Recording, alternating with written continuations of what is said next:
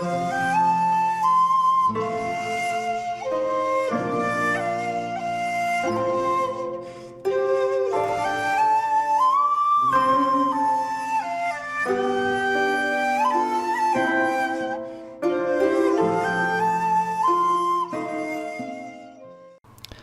there, this is Solitarian from Solitarian Films, and welcome to part 5 of the Director series. And today's episode is Solid Technicians. Now, I would just like to do a couple of little clean-up points on the last episode, which was Indie Legends, because I completely forgot about John Cassavetes.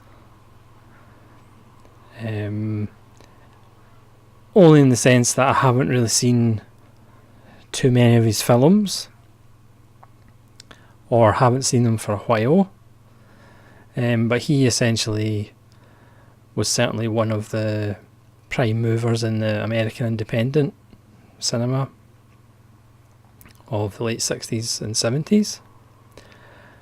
And the other omission, which kind of annoyed me, was Larry Cohn, who sadly died last week, and of course made such classics as The Stuff and The Ambulance and Q the Winged Serpent and God Made Me Do It, which is a nice little serial killer film with religious overtones.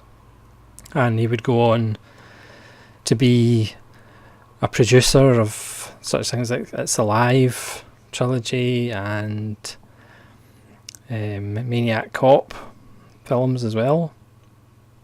And he was independent to the last. So I'm sorry I kind of forgot about Larry Cohn, but these things unfortunately happen. Now that that's out of the way, let's move on to Solid Technicians.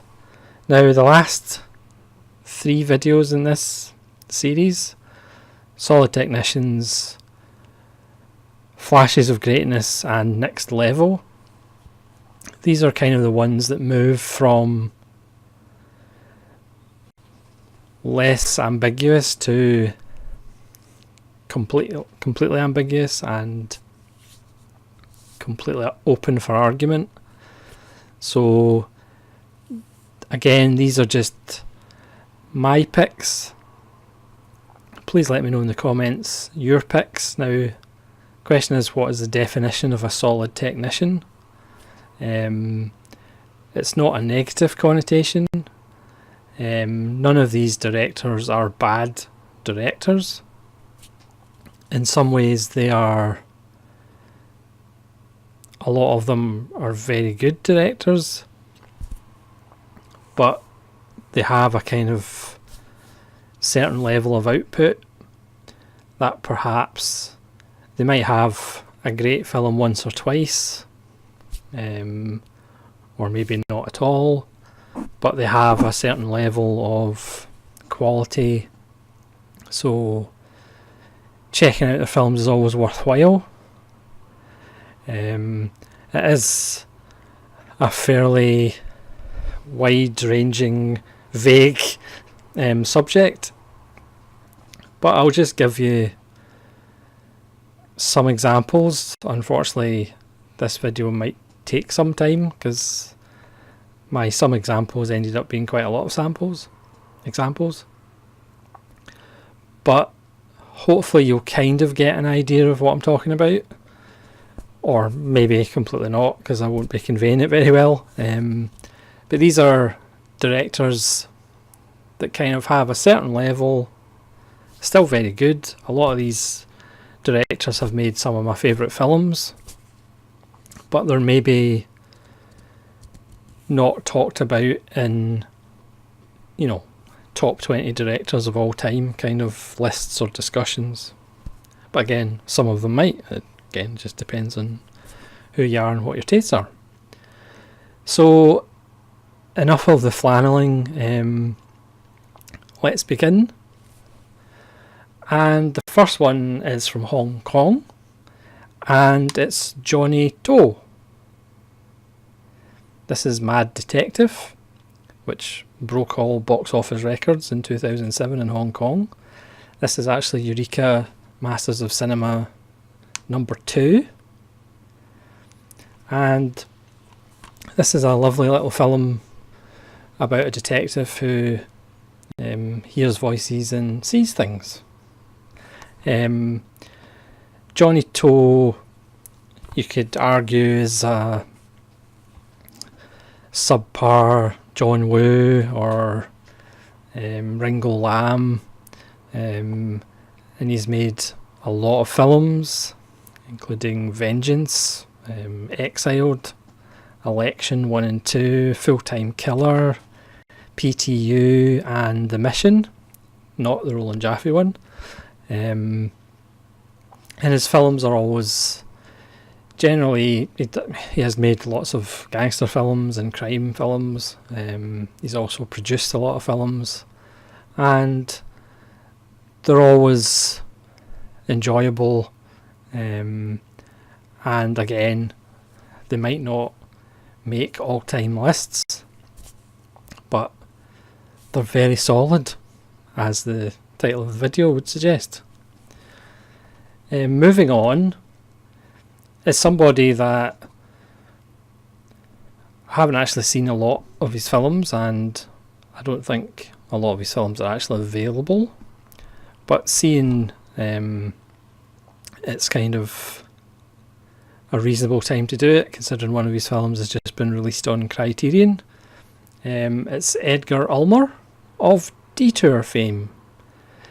Now, for me, he made another film in 1948 after Detour, called Ruthless, which I absolutely love.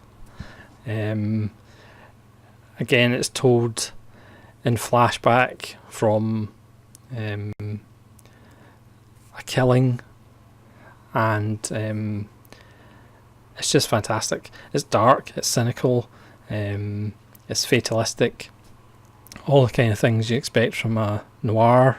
Obviously Detour is his more famous film, I think, and rightly so. This is a lovely little fatalistic noir as well.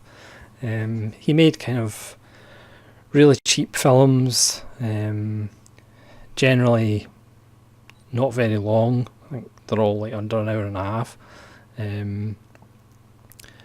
And again, nobody's going to claim that he's a master filmmaker or anything, but they are fantastic in their own little way.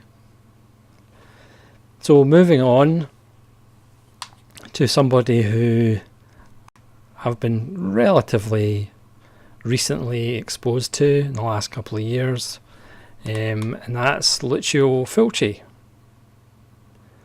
This is Don't Torture a Duckling, which might actually be my favourite Lucio Fulci film. He's famous for Zombie Flesh Eaters, and The Beyond, and The House by the Cemetery, and pretty much being a gorehound. City of the Living Dead. He's also famous for New York Ripper, which has a little connection to Don't Torture a Duckling as far as ducks. I don't think, again, I wouldn't particularly say Fulci is a great filmmaker, but certainly his films are always interesting.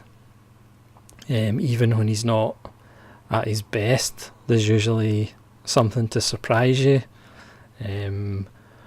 or make you reach for the sick bag.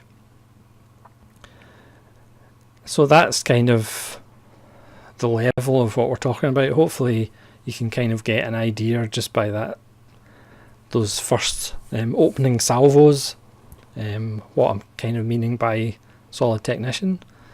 But again, you're free to disagree, and again, let me know what your kind of list would be. So the next guy is Anthony Mann, who had a fairly long career, did lots of different things. Obviously, I really know him and love him for his westerns with Jimmy Stewart, Winchester 73, The Naked Spur, Bend of the River, which is actually getting a Kino Lorber Blu-ray release quite soon. Again, more famously, he was the director that Kirk Douglas fired off of Spartacus and then got Kubrick in to finish it.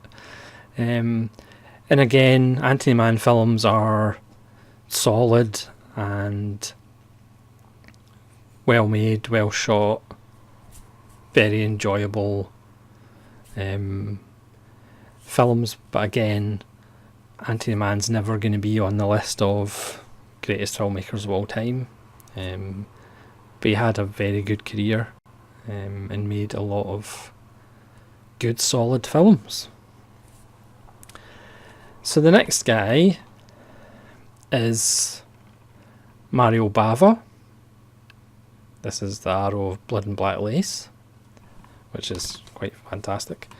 Mario Bava, it would probably be unfair to maybe say he was the Italian Roger Corman. They both kind of made films around the same kind of time. They both had kind of limited budgets. There's Black Sunday as well, which the first time I saw this did have an indelible mark left on me. Not on my face like the spikes with the mask.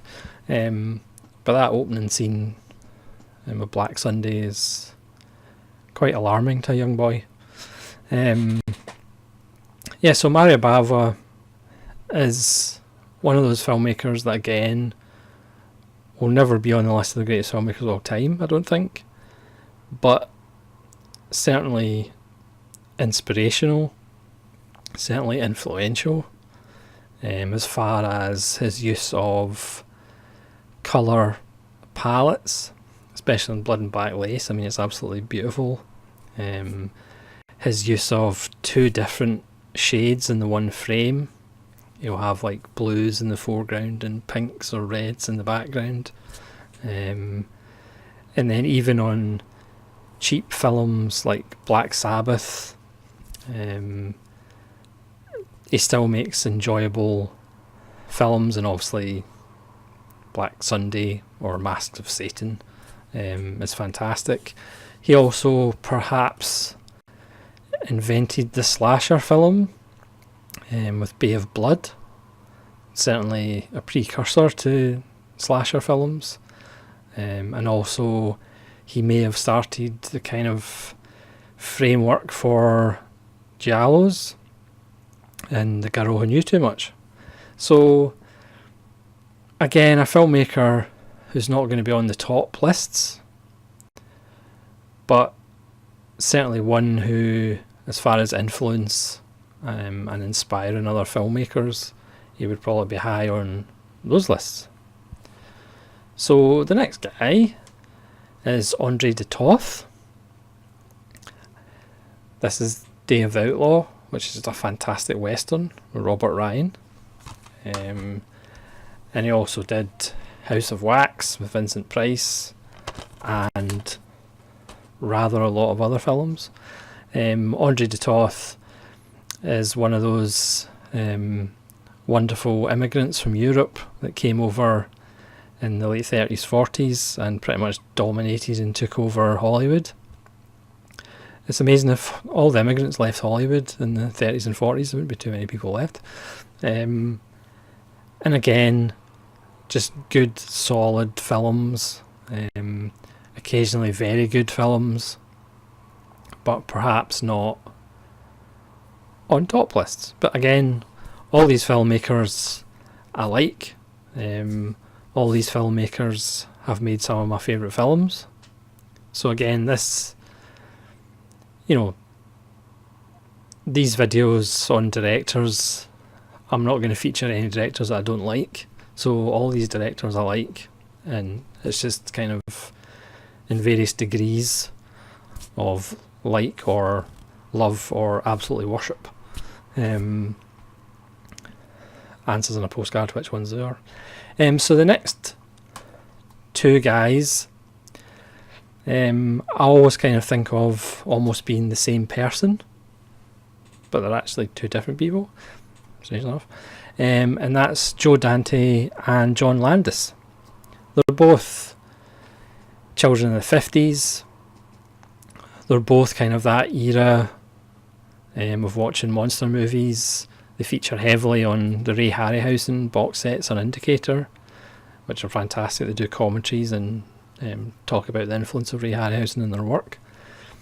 So Joe Dante did The Howling and Gremlins, and started off with Piranha, which was also scripted by John Sayles, but that's a different story.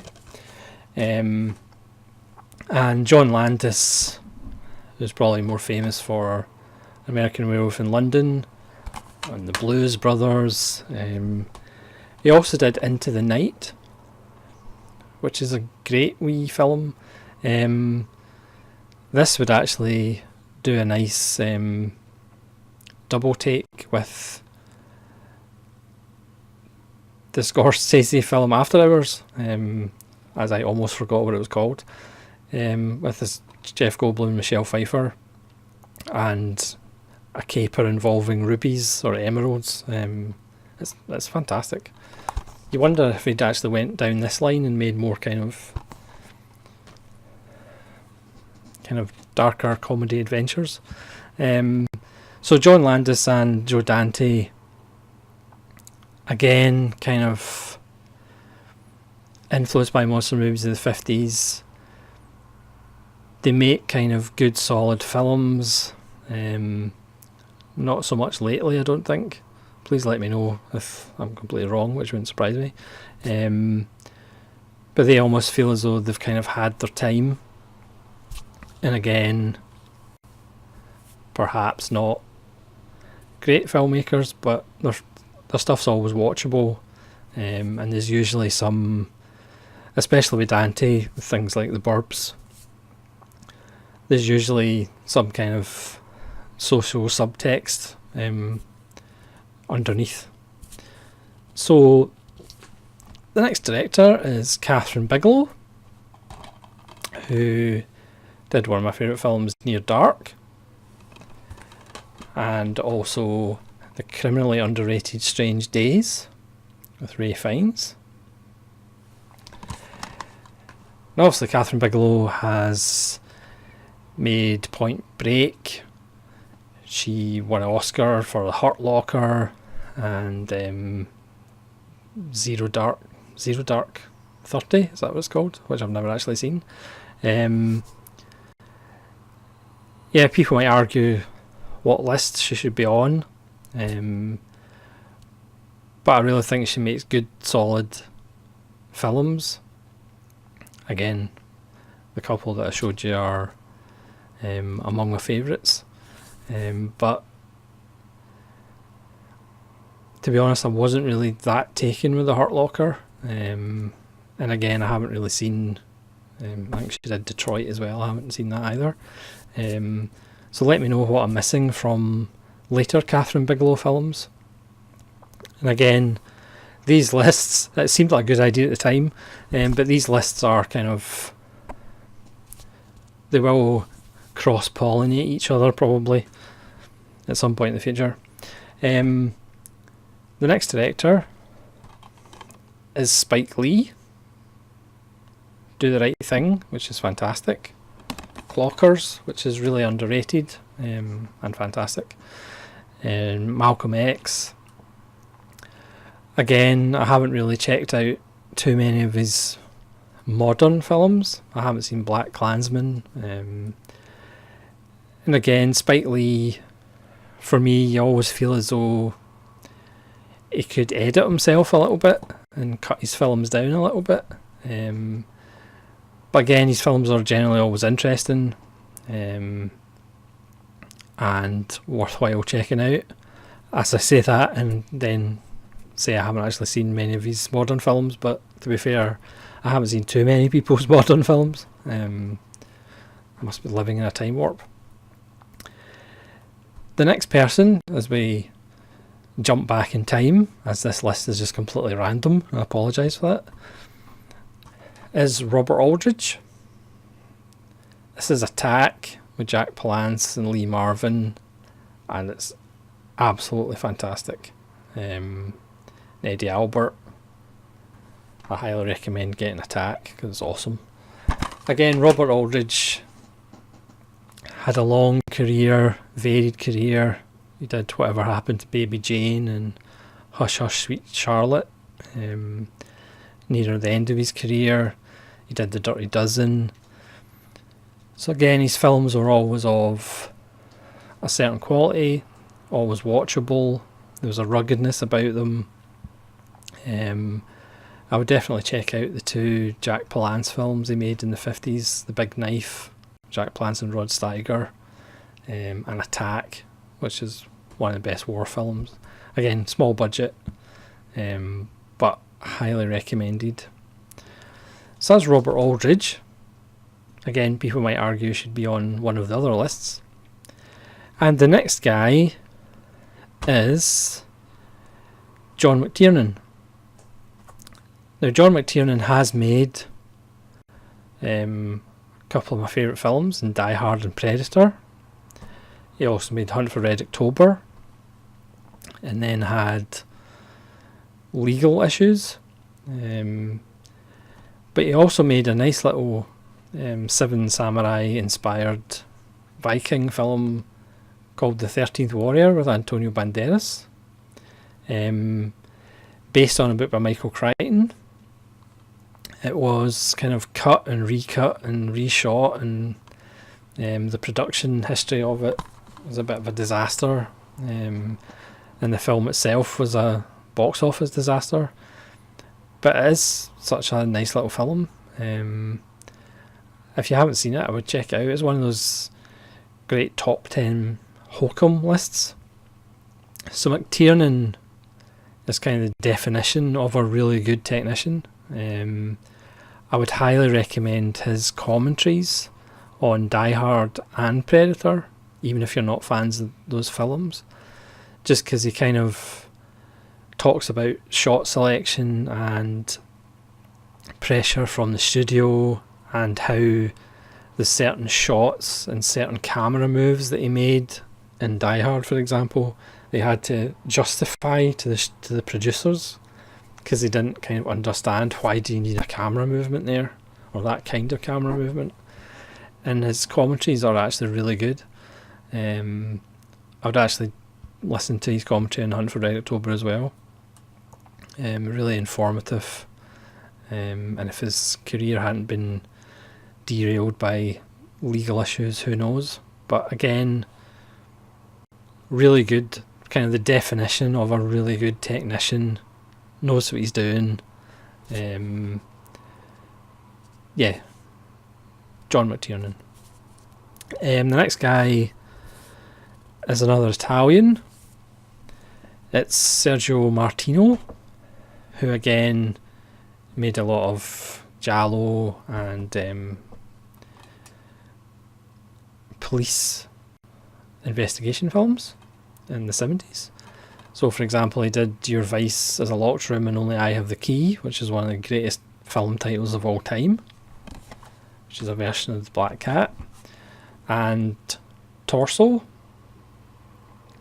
And again, very much like Fulci, perhaps not a master filmmaker, but his films are always worth a watch. There's always a set piece that's really impressive, or a really good score, or interesting camera movement. Yeah, Fulci and Martino, and somebody else on the list later, make a nice little Italian trio. So the next guy, I have to say, might not be a fair assessment putting him in solid technicians, just because I haven't seen his early work for a while, and that's Paul Verhoeven.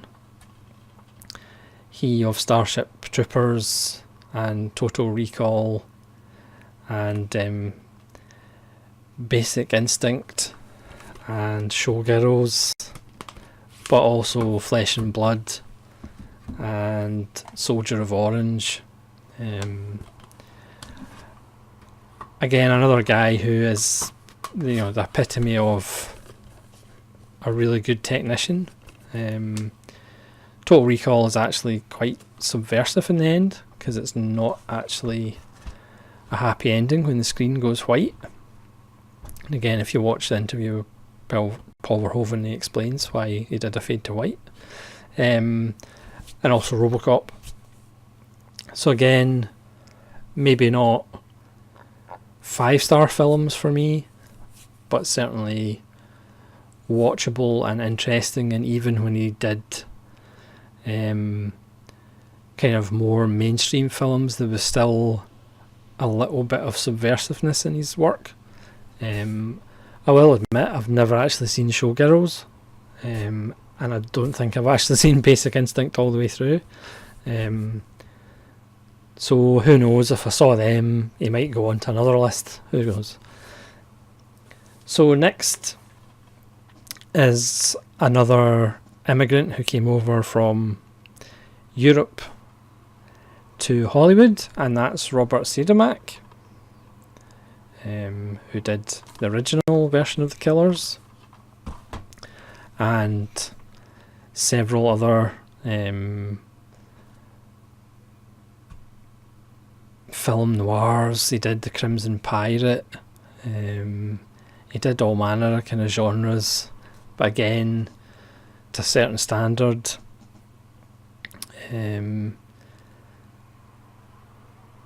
Always worth watching, always good, solid work, and that is the definition of this category of director. So, Robert Siodmak. Apologise, I'm trying to get through them as much as I can. It was a very silly idea to do this, but never mind. The next guy is Richard Fleischer, who did Soylent Green, which is fantastic. He also did The New Centurions, which I've done a random review of, and I can't recommend this one highly enough. It blew me away when I first saw it. I can't believe I'd never seen it before. But then later on in his life, he did things like Red Sonja, Conan the Destroyer, and he also did he did The Boston Strangler. So I mean, he did a kind of wide range of films, most of them good films, ranging to really good films. But again, he's not really talked about as being one of the best directors, and I'm guilty of that as well.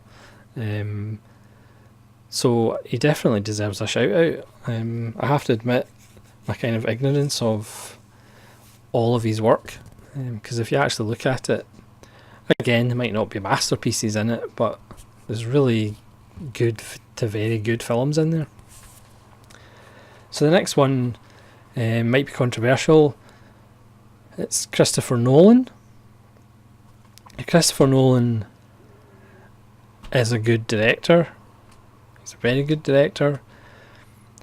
But I do, I mean, it's funny, I've got most of his films. I think maybe The Prestige is the only one I don't have. I need to rewatch that. So I like his films. Some of them I like a lot, like Interstellar, and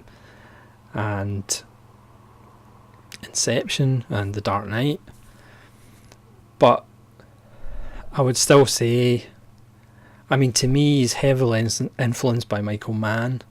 The look of his films, to even the suits people wear, there is a huge Michael Mann influence there. I think he's influenced as well by Kubrick, who isn't, I suppose. I do think he is kind of a very good solid technician rather than a great director. Again, feel free to change my mind. So the next is another Italian, and it's Sergio Corbucci.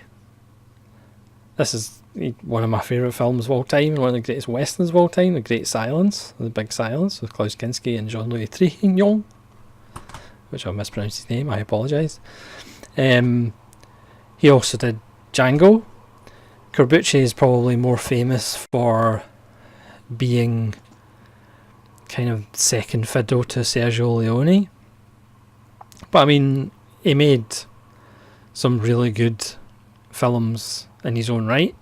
The ending of The Great Silence is one of the greatest endings of all time. I would do a top 10 endings list, but then I'd be giving away the endings. Yeah, Sergio Corbucci, another solid filmmaker, and there's nothing wrong with that. Being a solid filmmaker who occasionally makes very good films, is good at their craft. There's absolutely nothing wrong with that. I wish I was a solid technician filmmaker.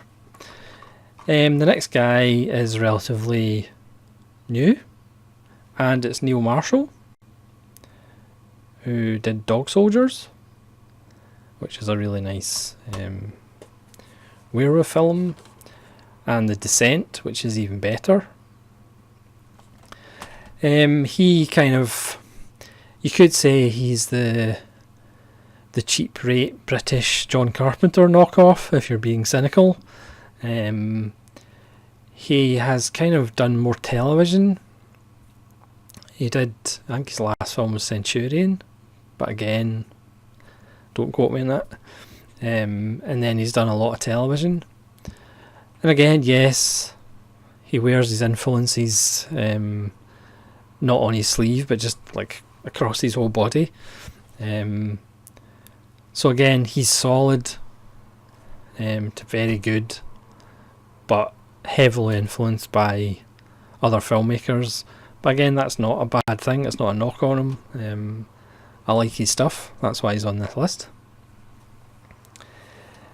The next guy, again, I think is underrated, but he's made some really good films, and that's Peter Hyams.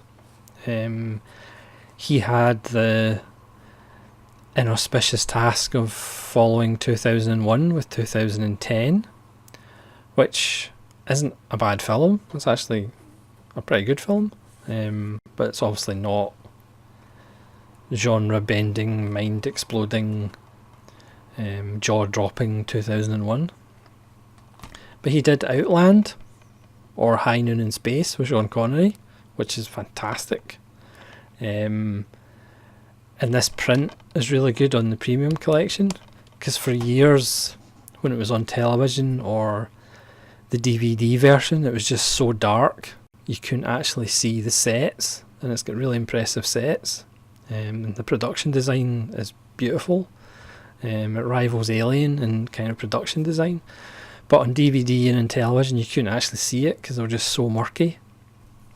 And this Blu-ray print really cleans it up and actually shows you where they spent the money. And it's a really criminally underrated film.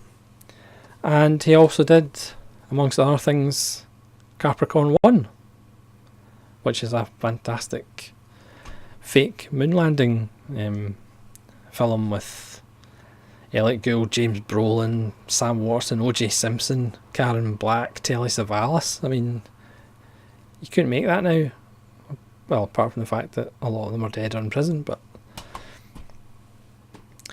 the next one, or the next two, again, it's almost that John Landis, Joe Dante thing of thinking they're the same person, but they're not really.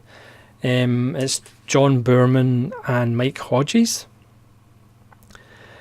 Now, John Boorman made Excalibur, which is fantastic and not really talked about as being one of the best King Arthur films. He also did Deliverance and The Emerald Forest, which I really need to try and get on Blu-ray. Let me know if you can get it on Blu-ray. And again, I might be doing Boorman a disservice by calling him a solid technician. But again, his films are very good. They're technically very well done. Yeah, I would say his commentary on this is very recommended. Yeah, but I just feel he's kind of that level. But again, it's all personal taste. And you know I couldn't talk about Mike Hodges without mentioning Flash Gordon, which is better than any Star Wars film. In fact, it's better than all the Star Wars films put together.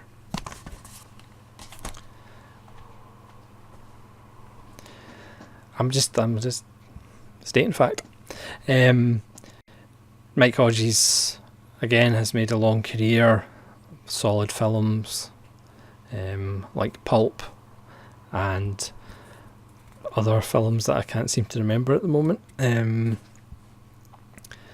But again, Mike Hodges and John Boorman, the same kind of generation, and really good, solid filmmakers. So the next one, I know I'll get abuse for, but it's Guy Ritchie. It's a Snatch, which is fantastic. Now, Guy Ritchie is kind of I love him or hate him, even though I don't actually love him or hate him. He literally is just in that solid line. Lock, Stock and Snatch are very entertaining and watchable. His two Sherlock Holmes films are guilty pleasures and watchable.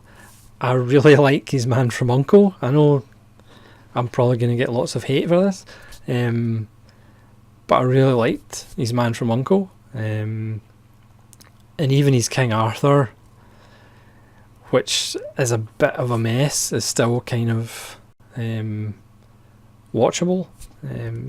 He's had a couple of clunkers, which we don't need to mention. And he is kind of a one-trick pony, essentially, but it's a solid trick, and it's a solid pony.